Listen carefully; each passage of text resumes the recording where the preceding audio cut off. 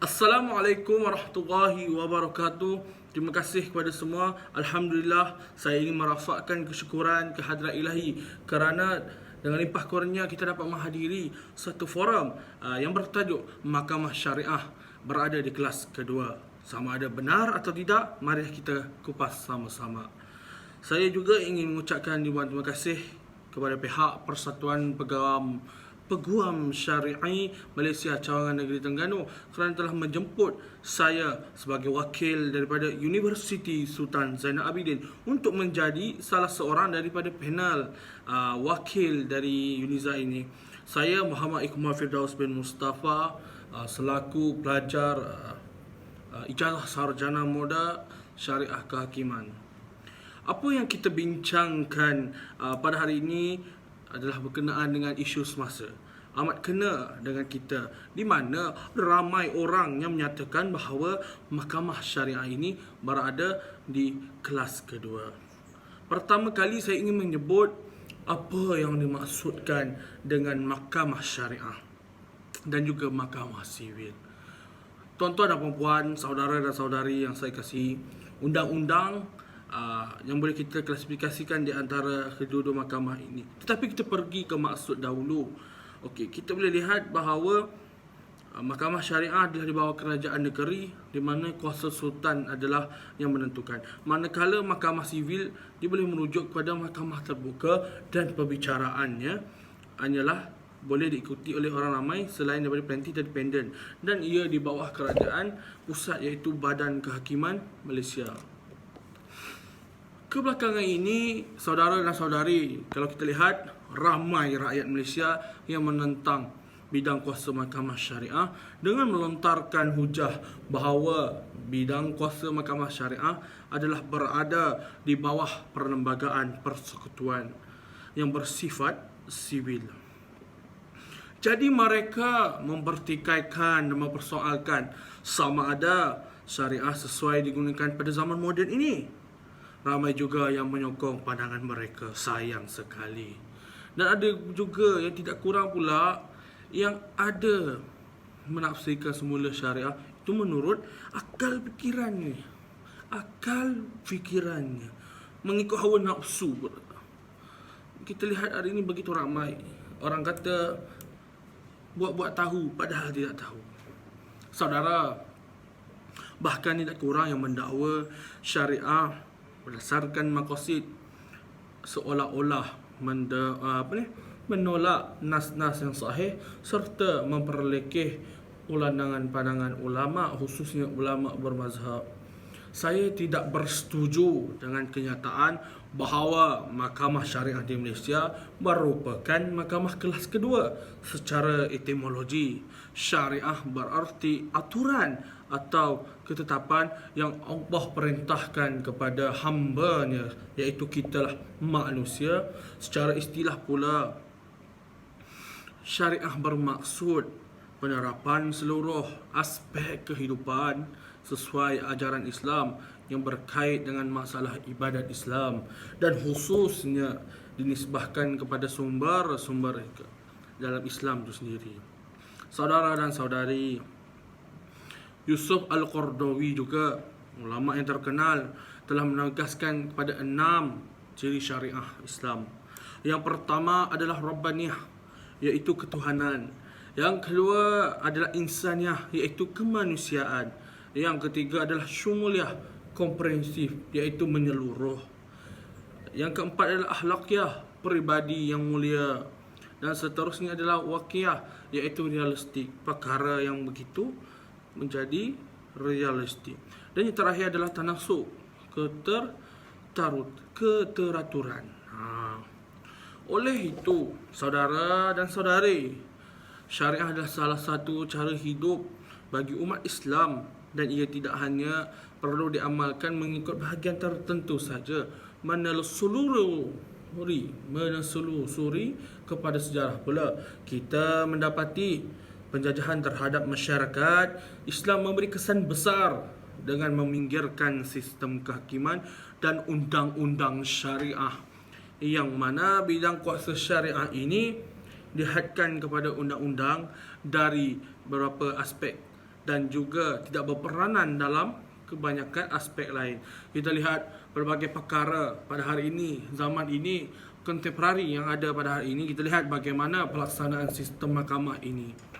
Walaupun secara undang-undangnya negara telah pun merdeka, namun pemikiran dan ketaatan kepada penjajah masih utuh di dalam minda masyarakat. Dan kita lihat bagaimana hasilnya alam dunia Islam ini, kita sendiri mendapati orang Islam sendiri yang menentang dan membangkang ajaran berkenaan dengan syariah ini. Hakikatnya umat Islam, saudara, kita tengok umat Islam ni lebih suka ditadbir di bawah undang-undang syariah berbanding undang-undang asing yang dikenakan terhadap mereka. Mereka kata syariah ini tidak wajar diharmonikan dengan undang-undang lain. Tetapi undang-undang lain itulah yang perlu diasimilasikan dengan syariah supaya tidak tergelincir. Jika benarlah saudara dan saudari, nilai hidup barat itu yang terbaik dengan masyarakat yang ada di negara kita ini, bagaimana dengan adat kita ini, seolah-olah tercari arah tujuan dan arah bagi masyarakat mereka. Malah pandangan sekularisme yang membantah pemerintah mengawal moral atau sahsiah diri menjadi pemakin kepada kerosakan akhlak masyarakat. Walau bagaimanapun, bukanlah saya mengatakan semuanya datang barat itu tidak baik. Memang tidak dinafikan dalam kebaikan sesuatu perkara itu, tetapi kita perlu pandai mengutip yang baik. Dalam setiap perkara ada baik dan buruk, dan kita kutiplah tadi saya kata perkara yang baik.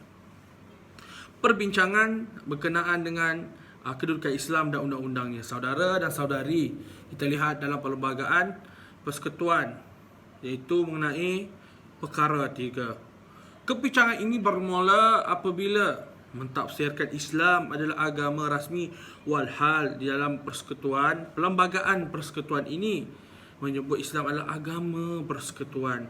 Malah tidak kurang juga yang berpandangan bahawa perkara 3 tadi hanyalah sekadar amalan di majlis rasmi sahaja. Okay, kita lihat saudara, sahabat-sahabat yang saya hormati, Tun Saleh Abbas telah memberikan tafsiran yang betul kepada Islam berdasarkan buku The Islamic Law and Constitution dalam Cik Omar Cik Soh versus Public Protester, tapi telah menyempitkan aplikasi perkara 3, mendapatkan bahawa berdasarkan niat dasar pengubal perlembagaan. Walaupun demikian, Tun Saleh Abbas tidak memutuskan bahawa negara ini adalah negara sekular sebagaimana yang sering dihujahkan, tetapi hanya sekadar mengatakan undang-undang yang terpakai adalah undang-undang sekular sebagaimana yang dibenarkan oleh perkara 162 dalam perlembagaan. Mungkin kesilapan yang ketara, saudara, kita boleh lihat di dalam penghakiman tersebut adalah menggunakan perkataan undang-undang sekular, yang mana sepatutnya digunakan perkataan undang-undang yang sedia ada, iaitu existing law. Saudara, suka saya ingatkan bahawa kita melihat perkara ini adalah perkara yang kita harus ambil tahu, kerana kita adalah orang Islam yang harus prihatin dan juga cakna terhadap situasi semasa. Saudara, kita boleh lihat Dato' Abdul Hamid Muhammad telah menjelaskan di dalam kes Kamal Ariah bin Ali lawan Kerajaan Negeri Kelantan bahawa perlembagaan juga memberi kuasa kepada Badan Perundangan Negeri untuk menganunkan hukum syarak dalam perkara-perkara yang disebut dalam senarai 2, iaitu senarai negeri, iaitu jadual ke-9 Akta Mahkamah Syariah. Bidang kuasa jenayah tahun 1965 juga digubal selaras dengan kehendak senarai 2 tersebut. Kedudukan istimewa Islam sebagai agama yang dominan juga diiktiraf melalui artikel 11, walaupun artikel tersebut menyebutkan tentang kebebasan agama ini didapat dalam klausa kurungan 1 dan 4, iaitu yang pertama kurungan 1 tadi, tiap-tiap orang berhak menganuti dan mengamalkan agamanya, dan yang tertakluk pada perkara 4 iaitu mengembangkannya. Maknanya mereka bebas beragama dan juga tertakluk pada 4 tadi, iaitu undang-undang negeri dan berkenaan dengan wilayah-wilayah Persekutuan Kuala Lumpur, Labuan, Putrajaya.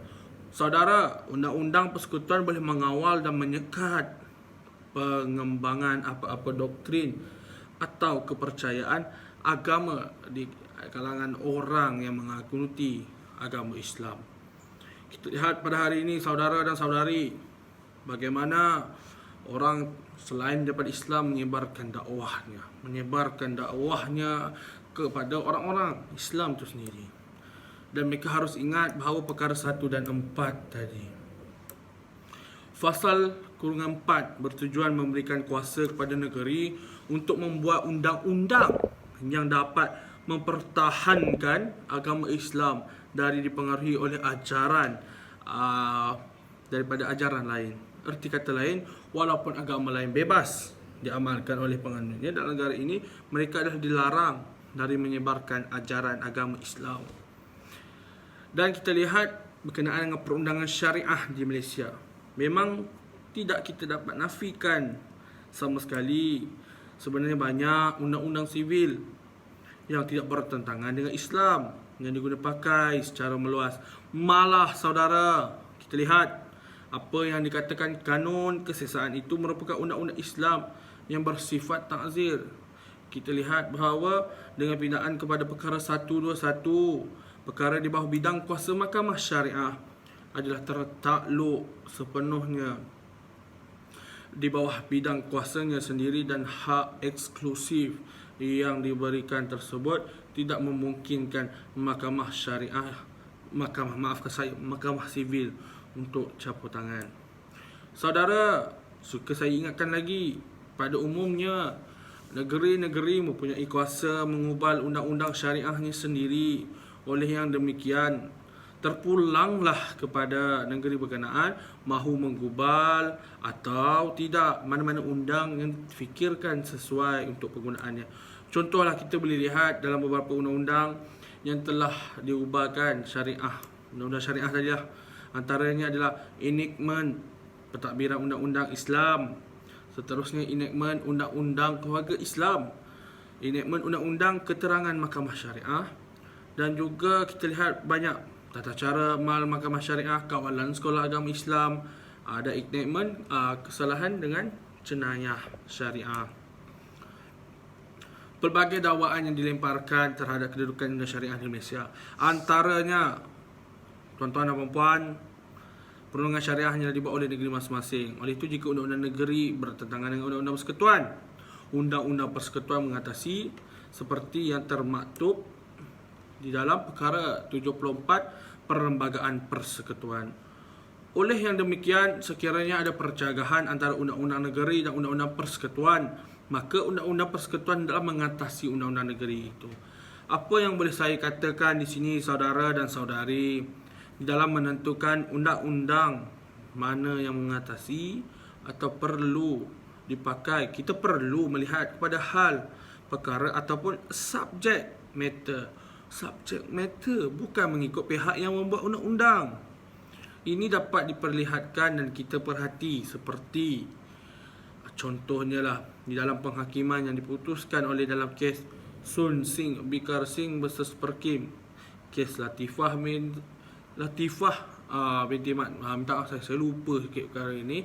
Boleh kita rujuklah kes-kes yang sebut tadi. Saya satu lagi kes Dina Joy berkenaan dengan pertukaran agama tu. Nanti boleh kita rujuk, boleh buka dekat laman WA nanti tengok. Okey, kesemua kes yang saya sebutkan tadi menyatakan kita perlu melihat kepada hal perkara B berkaitan dengan apa, tuan-tuan? Berkaitan dalam menentukan undang-undang yang mana mengatasi. Jika hal perkara tersebut mengenai wakaf umpamanya, maka undang-undang syariah mengatasi undang-undang sivil sebenarnya, tuan-tuan. Seperti yang instrumen perbankan, maka undang-undang sivil yang terpakai. Walaupun saya tidak bersetuju dengan pandangan menyatakan bahawa perundangan syariah merupakan perundangan yang kelas kedua, namun kita masih ada peluang membuat penambahbaikan kepada perundungan syariah di Malaysia agar pandangan tersebut lebih mudah kita patahkan, lebih mudah kita tantang, lawan tetap berlawan. Okey, sebagai kesimpulan, marilah kita berdoa agar kelemahan dan kekurangan pelaksanaan dalam perundangan syariah yang ada di negara kita ini dapat dipertingkatkan dari masa ke semasa. Hakikat ini mampu kita capai sekiranya pihak terutama masyarakat Islam, orang Islam itu sendiri seluruhnya, bukan hanya penggerak dan kaki tangan mahkamah syariah, tetapi siapa yang bergelar orang Islam, Muslim, mempunyai kefahaman yang jelas tentang perundangan syariah yang sesungguhnya, bukan undang-undang yang diciptakan oleh manusia. Marilah kita bersama-sama meningkatkan kesedaran, pengetahuan dan kefahaman kita terhadap perundangan syariah. Dan suatu masa nanti, semoga perundangan syariah ini di negara kita dapat dimertabatkan sebagai satu sistem perundangan yang unggul bagi rujukan kita semua, khususnya orang yang beragama Islam, iaitu kita semua. Hakikatnya perundangan syariah bukanlah perundangan kelas kedua, tetapi mestilah lebih diharus perdanakan. Namun sekiranya status ini hanya sekadar retorik semata-mata, tetapi tidak dizahirkan dengan tindakan-tindakan yang wajar, sudah pasti pandangan yang mahu menularkan bahawa mahkamah kelas kedua ini akan menjadi lebih diterima dan diakui. Maknanya kita di sini tepuk dada tanya iman. Siapakah kita? Orang yang beriman. Maka dengan itu pertahankanlah syariat dan juga keagungan yang datang dari Tuhan. Daripada saya, sekian sahaja. Terima kasih kepada semua yang hadir dan juga yang memberikan sokongan kepada kami. InsyaAllah lawan tetap lawan, kita mesti menang. Sekian, wabillahi taufiq wa hidayah. Assalamualaikum warahmatullahi wabarakatuh. Salam syariah, martabat bangsa dan negara.